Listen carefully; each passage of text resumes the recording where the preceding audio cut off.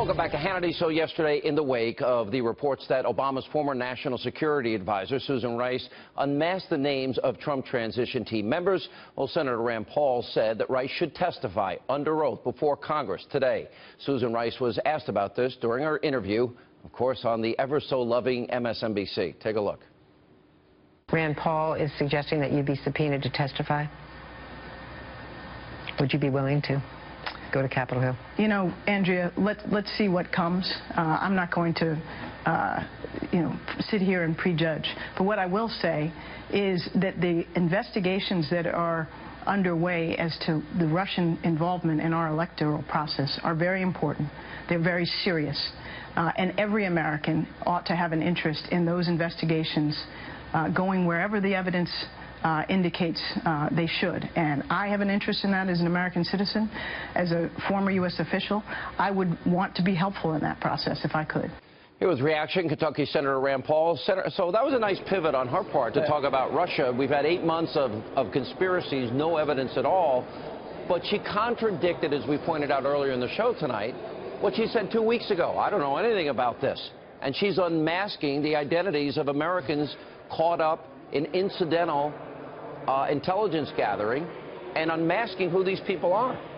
So, you know, I didn't necessarily get a yes or a no from that answer that she gave, but the question I would ask Susan Rice if she came before Congress: did you discuss with the president that you were unmasking Trump transition officials? In what world would it ever have been appropriate for White House staff, White House political staff, to be unmasking conversations, highly classified and private conversations with Trump, General Flynn, and others? I see no world in which that would be appropriate. She needs to be made to answer for this. This is not a benign thing, because it gives a black eye to the entire intelligence community if they're gathering up all these private conversations and that they're going to be released to the media. This is a big crime, and we need to get to the bottom of it. Well, I agree with you, and more I'm getting convinced, based on the evidence that's coming out, that they used the ruse of, oh, this is legitimate intelligence gathering, but it seems that the real intelligence gathering was spying on Trump, and spying on then-candidate Trump, and then spying on Trump, the president-elect Trump. So, and it went on for a long time. Yeah, and there really is no excuse. There was a great article in National Review by Andrew McCarthy where he talks about who are the investigative arms. If someone were investigating a Russia tie, would it be the White House doing the investigation? Would it be Susan Rice's job? No, it would be the FBI, the NSA, or the CIA. But it would in no world be Susan Rice's job. So I think it's pretty important that we understand that millions of Americans are caught up in this web of intelligence collection.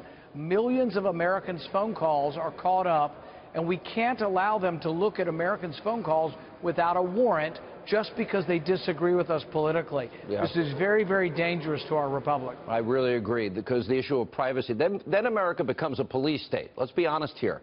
If private confidential information is being revealed and unmasked and then leaked, then there is no such thing as privacy. And I've been asking for reforms to this for a long time, because these are the backdoor searches that many of us are concerned about, and I think there need to be reforms.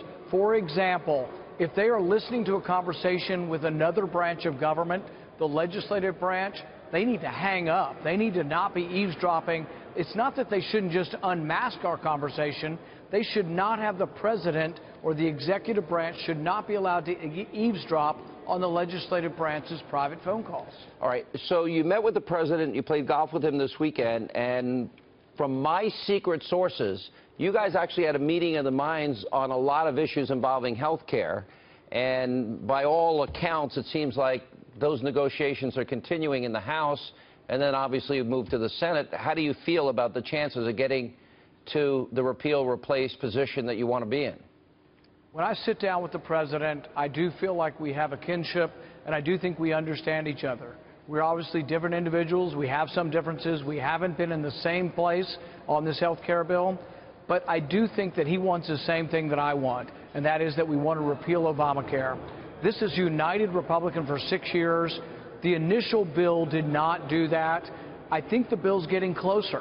And I think we should thank the House Freedom Caucus for actually not bowing down and not just taking any old bill. The House Freedom Caucus has fought tooth and nail and taken a lot of barbs from a lot of establishment Republicans, but they're making the bill better.